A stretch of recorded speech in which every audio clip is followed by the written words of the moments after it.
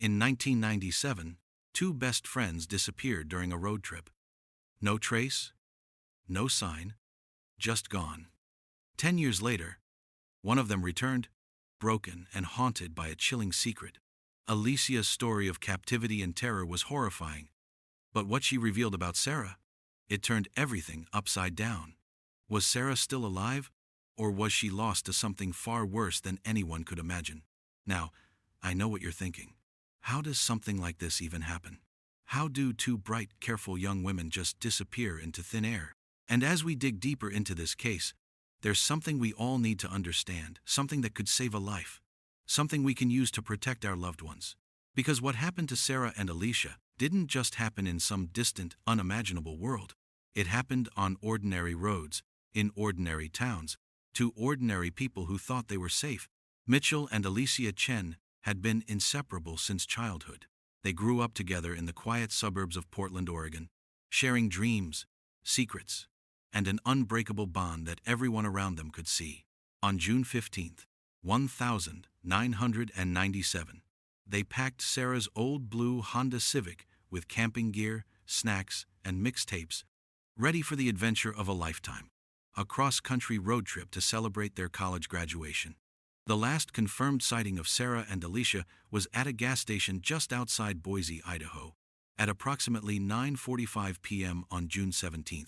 The attendant remembered them clearly, two young women laughing, buying chips and sodas, filling up the tank. He said they seemed happy, carefree, excited about their journey. They told him they were heading toward Yellowstone National Park, planning to camp under the stars. The attendant watched them drive off into the darkness, their taillights disappearing down Highway 84. That was the last time anyone saw them. When Sarah's parents didn't hear from their daughter for 3 days, they started to worry. Sarah had promised to call every evening, just to check in, just to let them know she was safe. But the calls stopped. The worried phone calls turned into frantic messages. Sarah's mother, Linda Mitchell, tried calling Alicia's parents, hoping maybe the girls had just gotten caught up in their adventure and forgotten to reach out. But Alicia's parents hadn't heard from their daughter either. By the 4th day, both families contacted the police. The initial investigation was, and I'm being honest here, frustratingly slow. The authorities treated it as a case of two young adults exercising their freedom, maybe deciding to extend their trip without telling anyone. You know how it goes. They're adults, they can do what they want, they'll turn up eventually. But Linda Mitchell knew her daughter. She knew Sarah wouldn't just disappear without word. She knew something was terribly, terribly wrong. Local police in multiple states were alerted. Sarah's Honda Civic was entered into the national database as a missing vehicle. Flyers were printed with both girls' photographs, plastered across truck stops, rest areas, and small-town bulletin boards throughout Idaho, Montana, and Wyoming. Volunteers organized search parties, combing through campgrounds and hiking trails. Days turned into weeks, weeks turned into months, and still nothing. The families were living in a nightmare that wouldn't end. Every phone call brought a surge of hope, followed by crushing disappointment. Every unidentified body discovered in those states sent waves of terror through their hearts. Linda Mitchell stopped sleeping. She spent nights driving the same routes her daughter might have taken, stopping at every motel, every diner, showing Sarah's picture to anyone who would look. Alicia's father, James Chen, took a leave of absence from his engineering job to coordinate search efforts, refusing to accept that his daughter was gone forever. But here's where things get strange. About 6 weeks after the disappearance, a hiker discovered something in a remote area of Sawtooth National Forest in Idaho. Sarah's journal. It was found, partially buried under leaves, about 30 feet off a little-used trail. The journal was weathered, some pages water-damaged, but most of the entries were still readable. And what those pages contained would change everything. The journal detailed the girls' road trip in Sarah's neat handwriting. The early entries were exactly what you'd expect: excitement about the open road, descriptions of beautiful landscapes, inside jokes, and observations about the quirky roadside attractions they'd visited. But then, about 3 days into the trip, the tone shifted. Sarah wrote about an encounter that made both girls uncomfortable. The entry read, "We stopped at this weird little diner outside of Twin Falls. The place was almost empty, just us, and this one guy sitting in the corner booth. Middle-aged, maybe 50s, wearing a trucker cap and sunglasses even though we were inside. He kept staring at us, not just glancing over staring. Alicia noticed it too. When we got up to leave, he followed us outside, asked where we were headed, asked if we were traveling alone, asked if we needed any help with directions. There was something about the way he asked, too interested, too friendly. We told him we were fine, and got in the car fast. He stood in the parking lot watching us drive away. I kept checking the rearview mirror for miles, making sure he wasn't following us. Maybe I'm being paranoid, but something about that guy felt wrong. The next entry, dated the following day, mentioned the same man again. Sarah wrote, "I swear I saw that guy from the diner again. We were at a rest stop, and I saw a truck that looked exactly like the one that was parked near us yesterday. Same color, same model. I didn't see the driver, but I got this awful feeling in my stomach." Alicia says I'm being crazy, that lots of people drive the same kind of truck, but I don't know. Something doesn't feel right. That was the last entry in the journal. The discovery of the journal sent the investigation in a new direction. Police now had a potential suspect, a man in his 50s, possibly driving a truck, who had shown unusual interest in two young women traveling alone, but the description was vague. The diner Sarah mentioned wasn't clearly identified. And here's the frustrating part: without more specific information, there were probably hundreds of men who fit that general description traveling through Idaho that summer. Investigators tried to track down the diner, interviewing owners of every small restaurant in the Twin Falls area. Some owners remembered seeing two young women matching Sarah and Alicia's description, but memories were fuzzy, and nobody could recall the specific man Sarah had described. The trail went cold again. The media picked up the story. Local news stations ran segments about the missing girls. America's Most Wanted featured their case. Tips started coming in, dozens of them.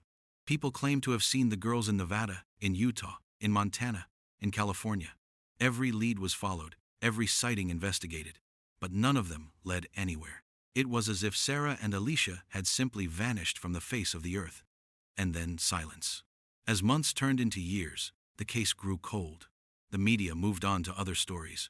The daily search efforts stopped. Life, as it cruelly does, continued for everyone except the families who were left behind. Linda Mitchell kept Sarah's room exactly as she'd left it, unable to pack away her daughter's belongings, unable to accept that she might never come home. James Chen developed a routine of driving the highways every weekend, still searching, still hoping, unable to let go. 5 years passed, then 7, then 9. The families held on to hope, but it was a hope that grew thinner with each passing year, stretched so tight it threatened to break. They held annual vigils on the anniversary of the girls' disappearance, standing together with candles, refusing to forget, refusing to give up. And then 10 years after that summer day in 1997, something impossible happened. On a cold November morning in 2007, a woman walked into a police station in Albuquerque, New Mexico. She was thin, almost skeletal, with hollow eyes and an expression of someone who had seen things that couldn't be unseen. Her hair was long and matted, her clothes dirty and ill-fitting. She approached the front desk with trembling hands and said 5 words that would shatter everything. "My name is Alicia Chen." The officer at the desk stared at her, not comprehending at first. The name sounded familiar, but he couldn't quite place it. Alicia repeated herself, her voice stronger this time. "My name is Alicia Chen. I've been missing since 1997. I need help." Within hours, the police station was in chaos. Alicia's parents were contacted. FBI agents were called in. The woman's fingerprints were taken and matched against the missing persons database. It was confirmed after 10 years, Alicia Chen had returned. But she was alone. And when asked about Sarah Mitchell, Alicia's eyes filled with tears, and she whispered, "I don't know where she is." The reunion between Alicia and her parents was captured by news cameras that had rushed to the scene. James Chen wrapped his arms around his daughter, sobbing, unable to believe she was real, unable to believe she was home. Alicia's mother, Margaret, kept touching her daughter's face, her hair, her hands, as if to confirm that this wasn't a dream. But even in that moment of joy, there was a shadow, the question that hung in the air like smoke. Where had she been? And where was Sarah? Alicia was taken to a hospital for evaluation. She was severely malnourished, dehydrated, and suffering from multiple infections. But the physical damage wasn't the worst of it. The psychological trauma was evident in every movement, every glance over her shoulder, every flinch at sudden sounds. The doctor said she was in shock, that she needed time before she could talk about what happened. But the investigators couldn't wait. Too much time had already passed. If Sarah was still alive somewhere, every second mattered.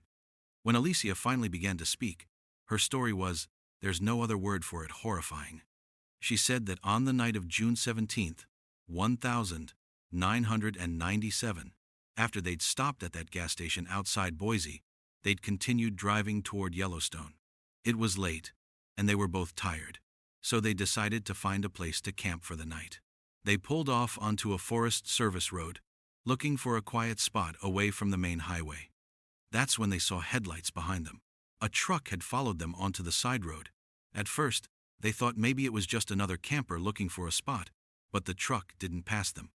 It stayed behind them, matching their speed. Sarah, remembering the man from the diner, started to panic. She sped up. The truck sped up. She slowed down. The truck slowed down. They were being followed, and they both knew it.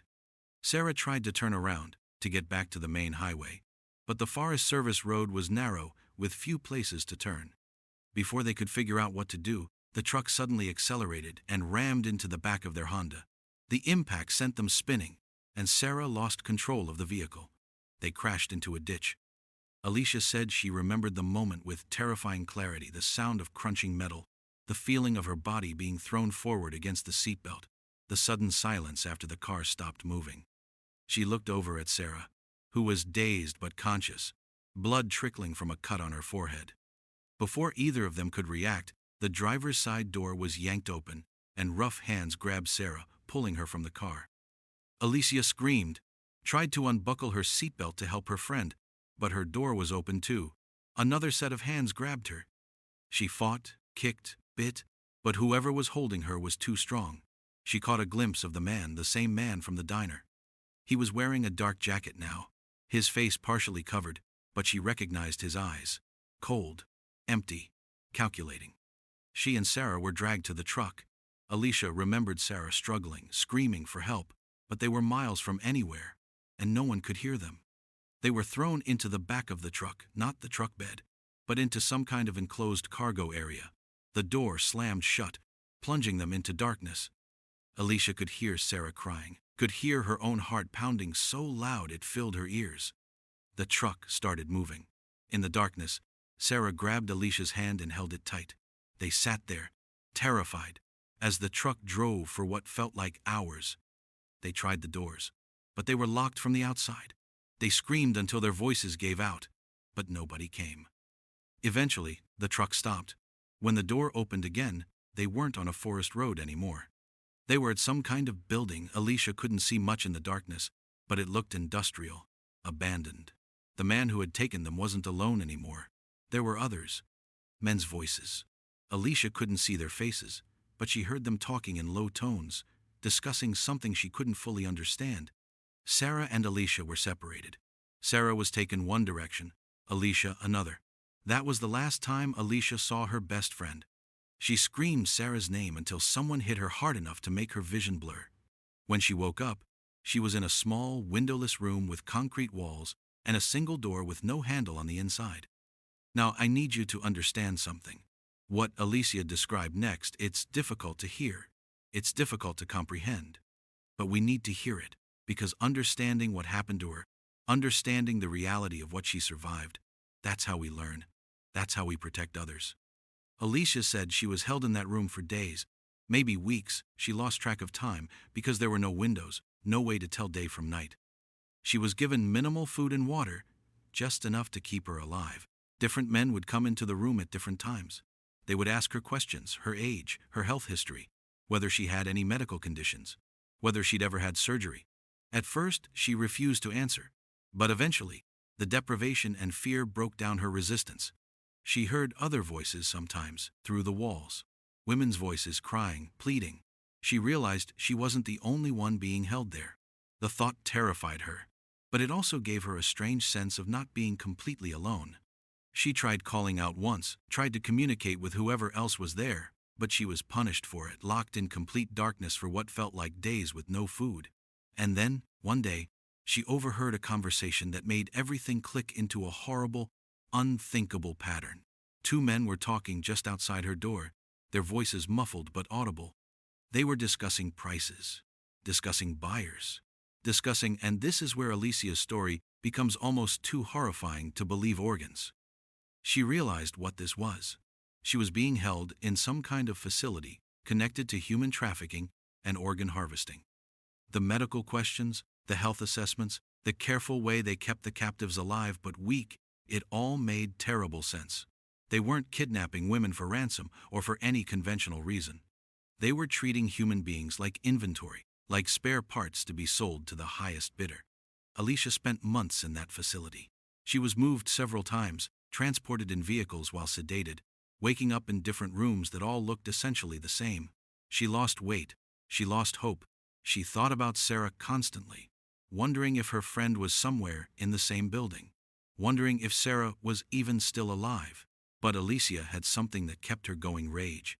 Pure, burning rage at what was being done to her, at what was being done to all the women she could hear through the walls. And she made a decision. She was going to survive. She was going to escape.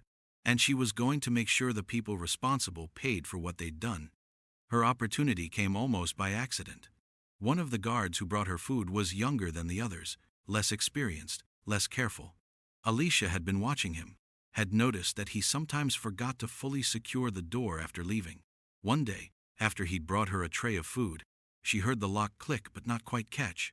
She waited until his footsteps faded, then tried the door. It opened.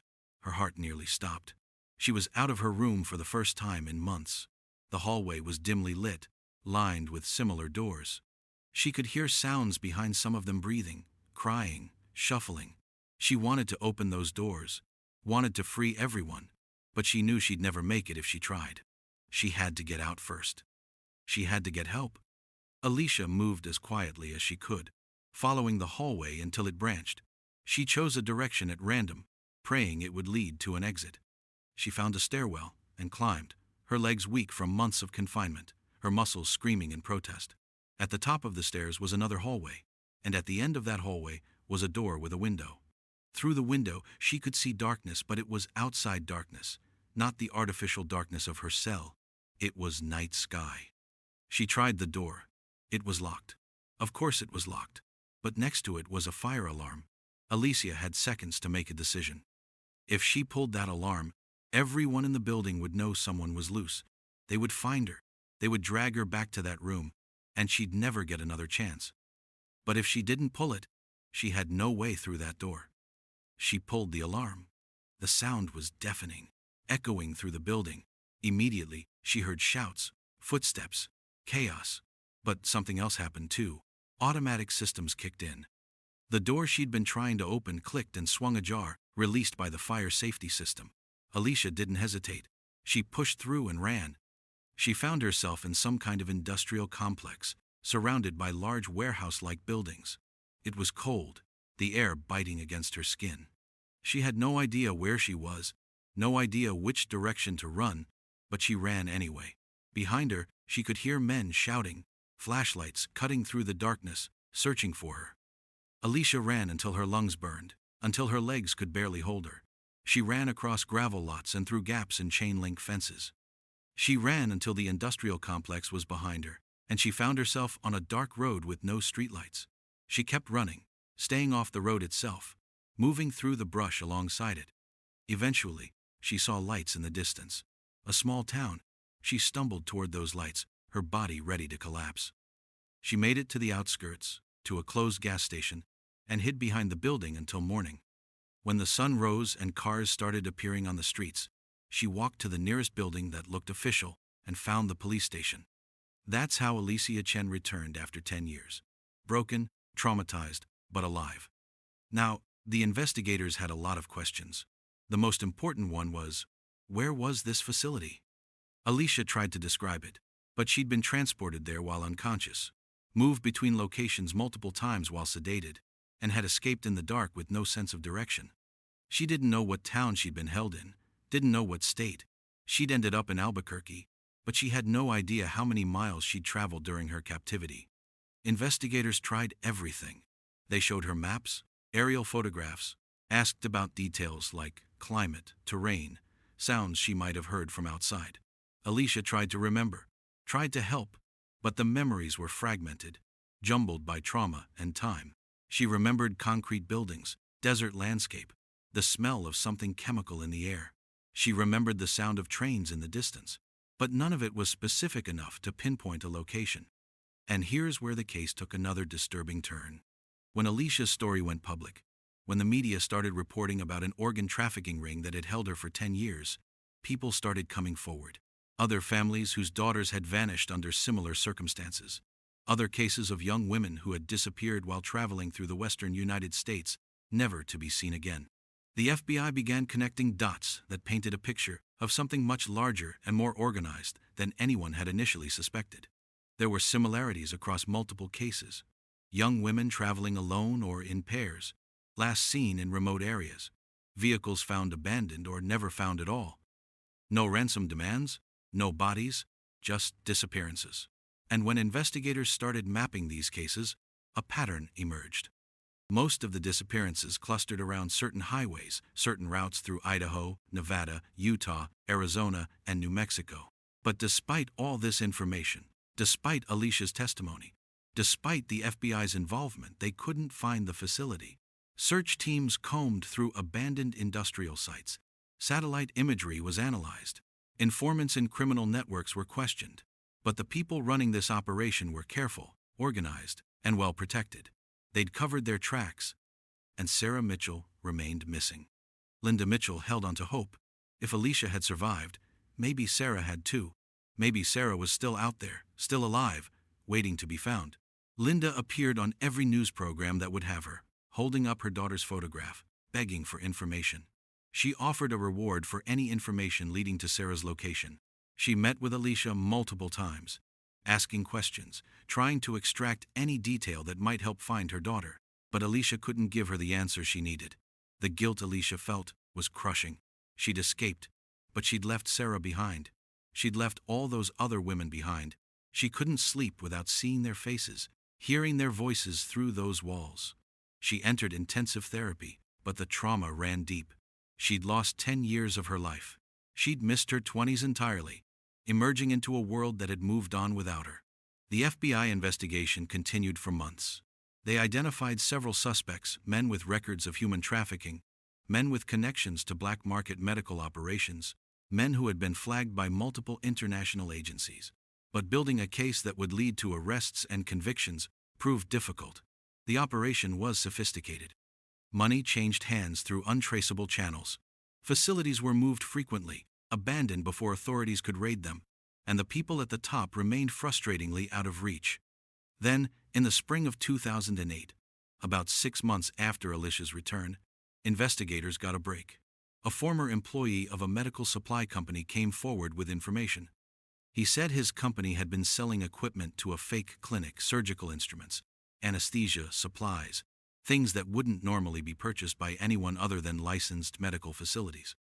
The transactions had seemed legitimate at the time, but after seeing news coverage of Alicia's case, he started having suspicions. The man provided documentation, shipping addresses, dates, names of people who'd signed for deliveries. The FBI traced these addresses. One of them led to an abandoned meatpacking plant outside of Las Cruces, New Mexico. Another led to a shuttered hospital in rural Arizona. A third led to a warehouse complex in the Nevada desert. Raids were conducted simultaneously at all 3 locations. The Nevada warehouse was empty, cleaned out, clearly abandoned in a hurry. The Arizona hospital had been stripped of equipment, but forensic teams found traces of blood in several rooms, blood from multiple individuals. DNA testing was ordered. But it was the New Mexico location that yielded the most horrifying discovery. When SWAT teams entered the old meatpacking plant, they found it had been converted into something that looked like a cross between a prison and a surgical center. There were cells, similar to what Alicia had described. There were operating rooms with equipment still in place. And God, this is hard to say, they found bodies. 3 women were discovered in a refrigerated storage area, deceased, their bodies showing signs of surgical procedures. They'd been killed for their organs, their bodies discarded like waste. The FBI worked to identify them, matching dental records and DNA to missing person cases. All 3 women had disappeared within the last 2 years, all from different states, all while traveling alone. But Sarah Mitchell was not among them. In one of the cells, investigators found something else, recent evidence of occupation. Food wrappers dated within the last week, a woman's shoe, scratch marks on the walls that looked fresh. Someone had been held there recently, but they were gone now. The raid had likely been tipped off somehow, giving the traffickers time to move their captives and eliminate evidence. Alicia was brought in to look at photographs of the facility. Through tears, she confirmed this was one of the places she'd been held. She recognized the layout of the cells, the industrial fixtures, the cold concrete walls. This was real. This was the nightmare she'd survived. But it also meant that Sarah might have been there. Sarah might have been in that very building, and they'd missed her by days. The investigation intensified. The forensic evidence from the New Mexico facility led to arrests. Several men connected to the medical supply transactions were brought in for questioning. Under pressure, one of them agreed to cooperate in exchange for a reduced sentence. He confirmed what Alicia had said: there was an organized network trafficking women for organ harvesting, operating across multiple states, involving dozens of people, from kidnappers to corrupt medical professionals to wealthy buyers willing to pay enormous sums for black market transplants. But he claimed he didn't know where the remaining facilities were. He said the operation was compartmentalized, that people only knew what they needed to know for their specific role. And he insisted he didn't know what had happened to Sarah Mitchell specifically. More arrests followed. The case made international headlines. It sparked outrage, fear, calls for reform in how missing persons cases are handled. It exposed gaps in interstate law enforcement cooperation, loopholes in medical supply tracking, and the dark reality of human trafficking in America. But still no Sarah. 2 years passed. The trials of those arrested dragged through the court system. Some were convicted, sentenced to life in prison. Others took plea deals, providing information in exchange for leniency. Through these testimonies, more facilities were discovered, more victims identified. Some women were rescued, returned to families who'd given up hope. Bodies were found and returned to families for proper burial. And through it all, Linda Mitchell never stopped searching for her daughter. She attended every trial, sat through every testimony, hoping to hear something that would lead her to Sarah. James Chen, consumed by guilt that his daughter had survived while Sarah hadn't, funded private investigators to follow every lead. Alicia, struggling with survivor's guilt, dedicated her life to advocacy, working with organizations that fight human trafficking, using her story to educate others about the reality of these crimes. In 2010, 3 years after Alicia's return, investigators got another tip. A woman in Arizona called the FBI hotline, saying she'd seen someone who looked like Sarah Mitchell. The woman worked at a small clinic in a border town, and she said a patient had come in several months ago for treatment, a woman in her early 30s who seemed scared, disoriented, and reluctant to give personal information. The clinic worker hadn't thought much of it at the time, but after seeing an age-progressed photograph of Sarah on a true crime program, she thought there might be a connection. The FBI investigated. They pulled security footage from the clinic, but the quality was poor, and the woman wore a hat and kept her head down. They interviewed the doctor who treated her, but he barely remembered her, said she'd come in for a minor infection, paid in cash, and left. No name, no follow-up appointment, no way to trace her. Was it Sarah? Nobody could say for certain, but it gave Linda Mitchell something she desperately needed: hope. If Sarah had been alive in 2010, if she'd escaped and was trying to disappear, to protect herself from the people who'd held her, then maybe she was still out there somewhere. Maybe she was afraid to come home, afraid that the traffickers would find her again. Maybe she was living under a different name, trying to rebuild a life. Or maybe it wasn't Sarah at all. Maybe it was just another missing woman, another victim of another crime. The uncertainty was its own kind of torture. As I'm telling you this story, you might be wondering, how does something like this happen? How does a sophisticated organ trafficking operation go undetected for years? How do so many women disappear without triggering immediate, massive response? The answer is uncomfortable. It happens because these traffickers are smart. They target women who are traveling, who are between places, whose disappearance might not be immediately noticed.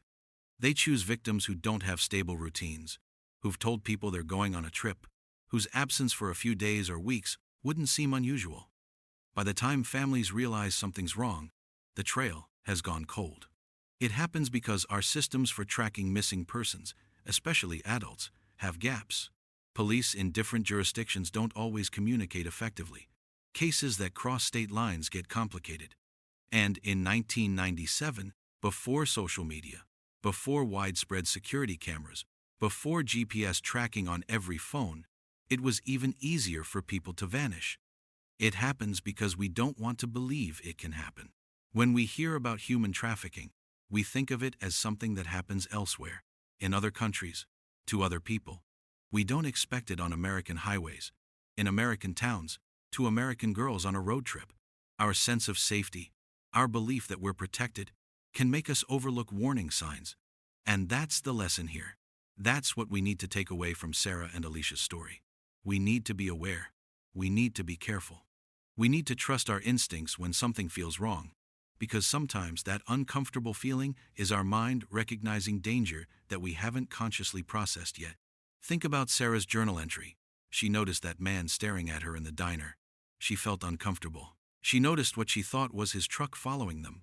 And she was right. Her instincts were screaming at her that something was wrong. But she second-guessed herself, worried she was being paranoid, didn't want to seem dramatic. And that hesitation, that moment of dismissing her own intuition, might have cost her everything. Now, I'm not saying we should live in constant fear. I'm not saying we should never travel or never trust anyone. But I am saying we need to take basic precautions seriously. When you're traveling, especially in unfamiliar areas, tell people your plans. Give them your route, your expected arrival times. Check in regularly. If someone makes you uncomfortable, listen to that feeling. Remove yourself from the situation. It's better to be wrong and feel silly than to be right and become a victim. Carry a charged phone. Stay in well-lit, populated areas when possible. If someone follows you, don't go to your destination, go to a police station, a fire station, a busy public place. Make noise. Draw attention. Most predators rely on victims staying quiet, staying isolated. Break that pattern. And if someone you know goes missing, don't wait. Don't assume they're just being irresponsible or forgot to call. Act immediately. Contact police. File a missing person report. Share their information on social media. Time matters. Every hour that passes makes it harder to find them, harder to follow the trail. These aren't just abstract tips. These are lessons written in the pain of families like the Mitchells and the Chens. These are insights bought with the suffering of women like Alicia and Sarah. We honor their story by learning from it, by taking these lessons seriously, by making sure what happened to them doesn't happen to others. Now, back to the case. As years continued to pass, the investigation remained technically open, but active leads dried up. The trafficking network had been disrupted, many of its members arrested, its facilities closed. But the masterminds, the people at the very top who'd organized and profited from this horror, they'd vanished just as completely as their victims had. Alicia struggled with life after captivity. She tried to rebuild, tried to move forward, but the trauma had fundamentally changed her. She had nightmares every night. She couldn't be in small rooms without panicking. She couldn't see certain makes of trucks without having flashbacks. Simple things that most people took for granted, going to a doctor, being in an elevator, hearing doors lock, triggered intense anxiety. But she refused to be just a victim. She became a survivor, then an advocate, then a warrior. She worked with the FBI to develop training programs for law enforcement on recognizing signs of human trafficking. She spoke at schools and universities, teaching young people about safety and awareness. She lobbied for legislation to improve interstate cooperation on missing persons cases. She turned her pain into purpose. James and Margaret Chen supported their daughter through every step of this journey. They got her the best therapy, gave her the space to heal at her own pace, stood beside her when she chose to speak publicly about her experience. Their family had been shattered, but they were rebuilding, piece by painful piece. Linda Mitchell took a different path. She couldn't move forward without knowing what happened to Sarah. She couldn't grieve, couldn't heal, couldn't rebuild. She existed in a state of suspended animation, waiting for an answer that might never come. She kept Sarah's room unchanged, kept her phone number active, kept hoping for that call, that knock on the door, that moment when her daughter would finally come home. And here's what makes this case even more heartbreaking: we still don't know. As I'm telling you this story now, In 2025, we still don't know what happened to Sarah Mitchell. She's been missing for 28 years. The FBI case remains open. Age-progressed photos are updated every few years, showing what Sarah might look like now in her late 40s. Tips still come in occasionally, but none have led to finding her. There are theories, of course. Some investigators believe Sarah died early in her captivity, that she might have been one of the first victims of the trafficking ring, before they became more organized and careful. Her body might be in an unmarked grave somewhere in the desert, a location known only to people who will never tell. Others believe Sarah might still be alive, living under a different identity, too traumatized or too afraid to come home.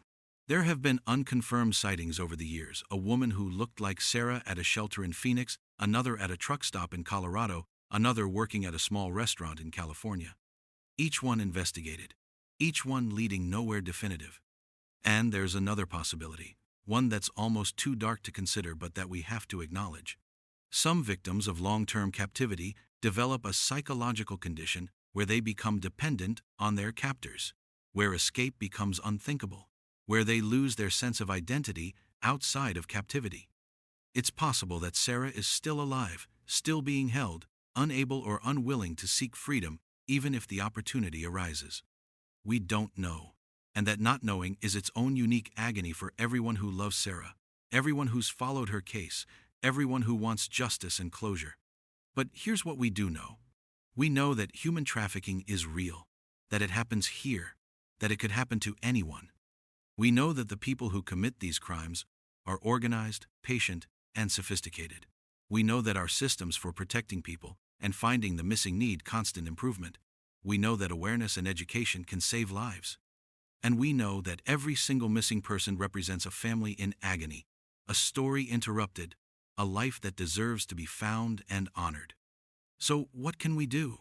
How do we take this knowledge and turn it into action? First, educate yourself about human trafficking. Learn the signs. Understand how traffickers operate.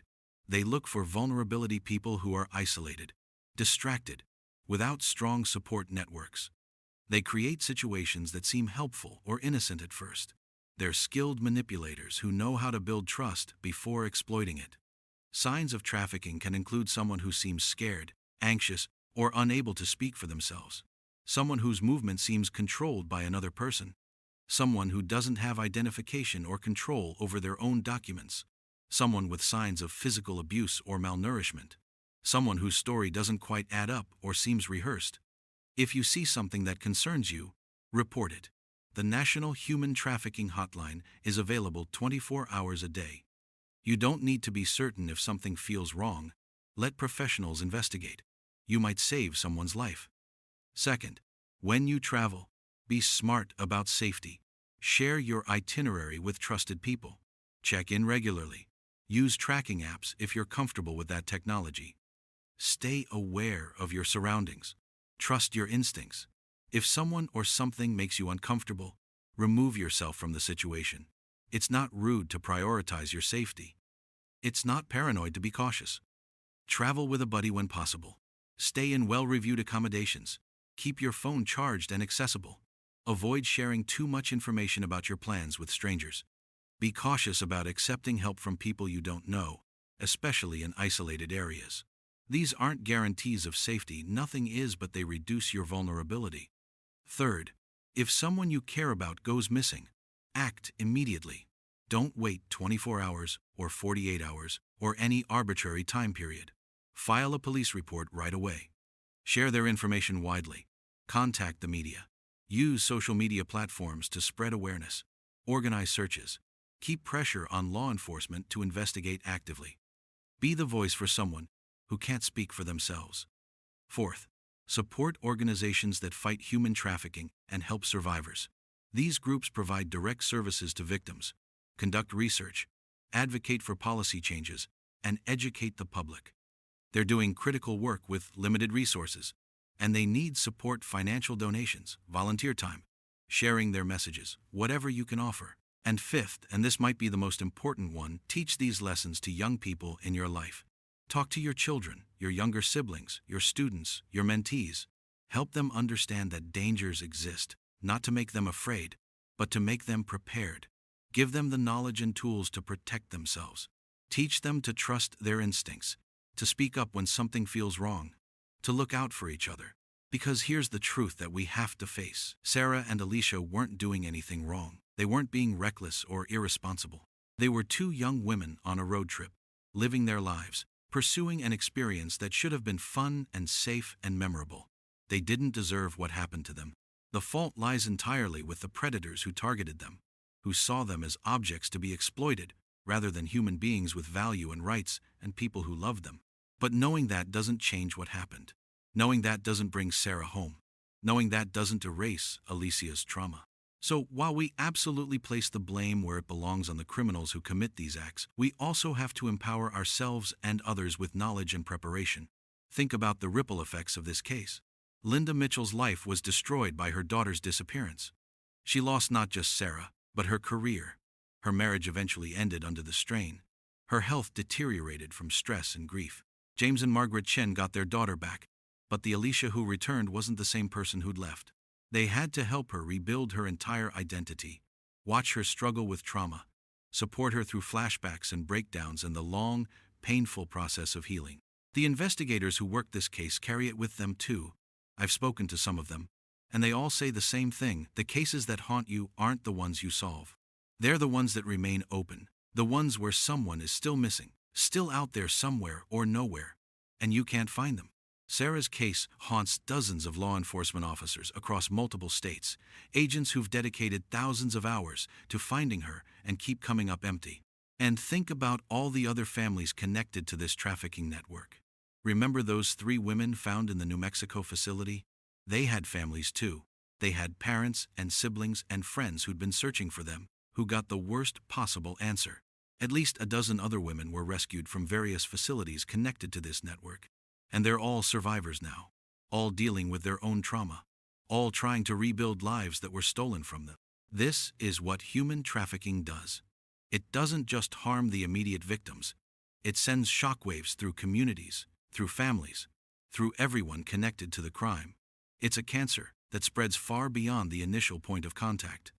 But here's what gives me hope, what keeps me believing that sharing these stories matters. After Alicia went public with her experience, after she started doing advocacy work, other survivors came forward. Women who'd been trafficked in different circumstances by different networks found the courage to speak up.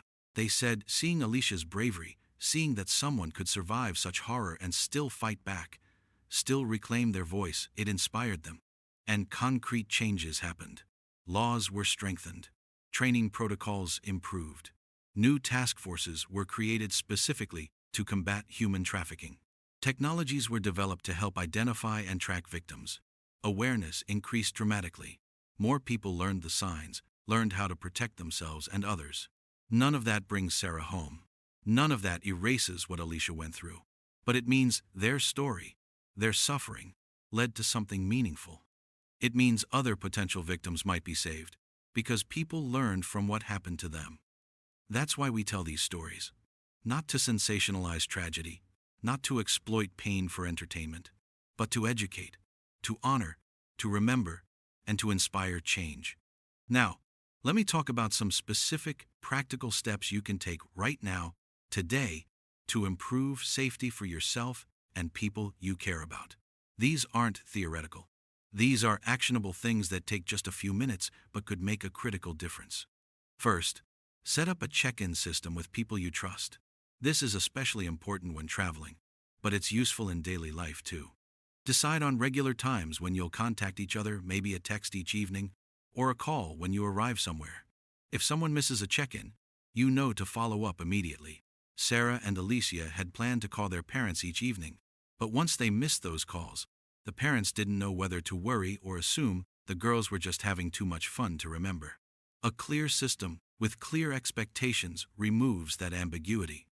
Second, use location sharing features on your phone. I know some people are uncomfortable with this for privacy reasons, and that's valid. But consider sharing your location with a few trusted people, especially when you're traveling or in unfamiliar situations. Multiple apps offer this feature. If something happens, authorities can track your last known location, which can be critical in the first hours of an investigation. Third, Learn about safety features in your vehicle. Many modern cars have emergency assistance systems that can alert authorities if you're in an accident. Familiarize yourself with how these work. If you have an older vehicle, consider keeping emergency supplies in your car: a charged backup phone, battery, water, basic first aid, a flashlight. Small things can make a big difference if you're stranded or in trouble. Fourth, photograph and document your travels. I don't mean for social media though, that can help create a timeline too. I mean, keep a record of where you go, what you see, who you encounter. If Sarah had photographed that man in the diner, if she'd written down his license plate number, investigators would have had something concrete to work with. Modern technology makes this easy.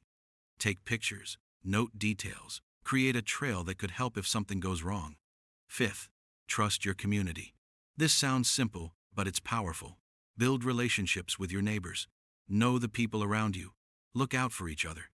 Many trafficking victims are targeted specifically because they're isolated, because nobody will immediately notice they're gone. Being part of a connected community creates a safety net. Sixth, learn self-defense basics. I'm not suggesting everyone needs to become a martial arts expert, but knowing a few techniques to break free from a grab, to create distance, to escape that knowledge, can be invaluable. Many communities offer free or low-cost self-defense classes. Take advantage of them. Seventh, be cautious about sharing information online. Traffickers increasingly use social media to identify and track potential victims. Think carefully about what you post about your location, your plans, your routines. Don't announce that you're traveling alone or that your house will be empty. Privacy settings matter. Who can see your posts and your personal information? Adjust these settings to limit access. Eighth, carry identification and emergency information. If something happens to you, authorities need to know who you are and who to contact. Keep this information secure but accessible. Some people use ICE, in case of emergency, contacts in their phones. Others carry a card with emergency information. Make it easy for people to help you if you need it. Ninth, learn about resources in your area. Know where police stations are located. Know where hospitals and fire stations can be found. Know the local emergency numbers. If you're traveling internationally, research emergency services in the countries you'll visit. This information could be critical in a crisis. And 10th, talk about these things. Have conversations with friends and family about safety. Share information. Discuss plans. Create a culture where looking out for each other is normal and expected. Break down the social awkwardness that sometimes prevents people from speaking up when they're concerned. Make it okay to say, "That situation makes me uncomfortable," or "I don't think this is safe," without being dismissed as paranoid. None of these steps guarantee safety. We live in a world where bad things can happen despite our best precautions. But each of these steps reduces risk. Each one increases the chance that if something does go wrong, it will be noticed quickly and addressed.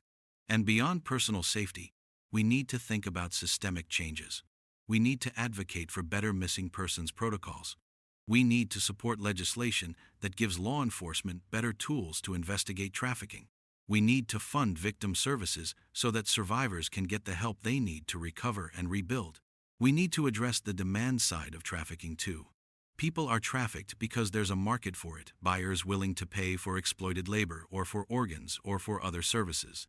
We need stronger enforcement against those buyers, stronger penalties, stronger social consequences. We need to make it clear that exploitation of human beings is unacceptable in any form for any reason. We need better education in schools about healthy relationships, consent, recognizing manipulation, and personal safety. We need to teach critical thinking skills so young people can identify when someone is trying to exploit or control them. We need to build resilience and self-advocacy. We need to support vulnerable populations, runaways, homeless youth, people struggling with addiction, people in abusive situations who are disproportionately targeted by traffickers. These populations need resources, support, and pathways out of vulnerability. We need international cooperation to combat trafficking networks that operate across borders. We need to disrupt the financial systems that allow traffickers to profit from their crimes. We need technology companies to develop better tools for identifying trafficking victims in online spaces. This is bigger than any one case. This is bigger than Sarah and Alicia. But their story, their experience, can be a catalyst for understanding and action. Every person who hears their story and makes even one change to be safer or to look out for others, that's a victory. Every person who recognizes a sign of trafficking and reports it, that's a potential life saved. Every person who supports anti-trafficking organizations or advocates for better policies, that's part of the solution. Let me share something else that's important. If you've been a victim of trafficking or any kind of exploitation, please know that it's not your fault. Nothing you did or didn't do justifies what was done to you. You deserve support, healing, and justice. Resources are available: counseling, legal assistance, safe housing, medical care. Organizations exist specifically to help survivors rebuild their lives. You're not alone, and recovery is possible. Alicia's journey shows us that survivors can reclaim their power, their voice, their future. It's hard, it's painful, but it's possible.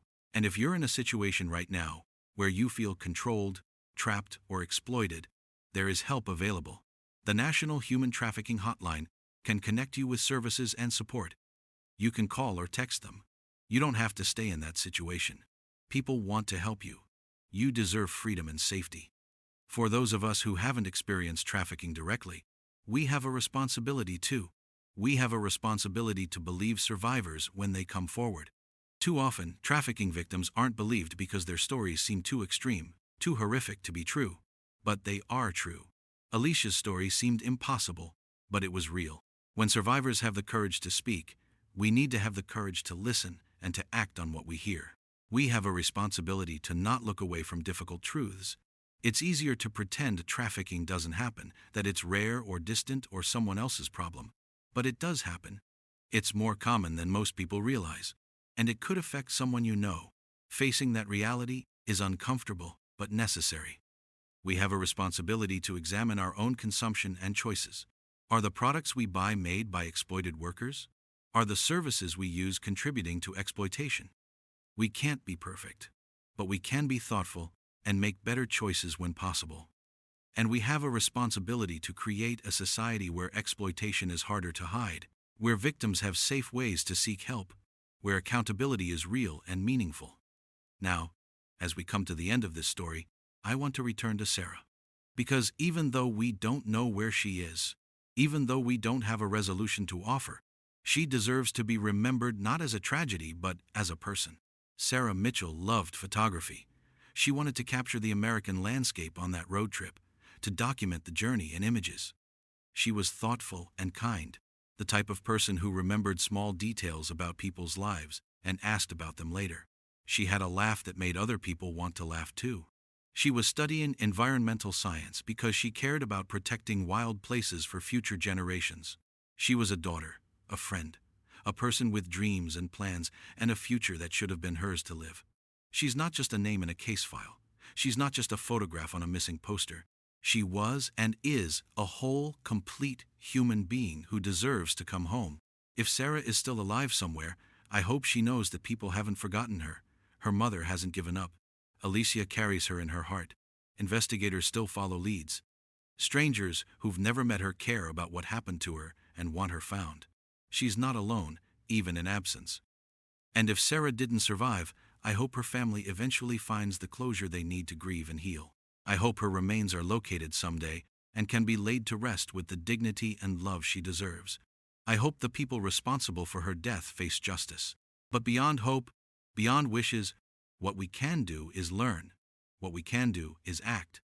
What we can do is make sure that the lessons written in Sarah's and Alicia's suffering actually change how we live, how we protect each other, how we build a safer world. Every time you trust your instincts and remove yourself from an uncomfortable situation, you honor their story. Every time you check in with a friend who's traveling, you honor their story. Every time you speak up about trafficking or support a survivor or teach a young person about safety, you honor their story. Every time you refuse to look away from difficult truths, you honor their story. That's how we transform tragedy into meaning. That's how we ensure that their pain serves a purpose beyond just pain. That's how we fight back against the darkness that took them. So here's what I'm asking you to do. Take one action today. Just one. Share this story with someone who needs to hear it. Have a conversation with someone you love about staying safe. Set up that check-in system you've been meaning to establish. Research trafficking indicators and commit them to memory. Donate to an anti-trafficking organization. Sign up for a self-defense class.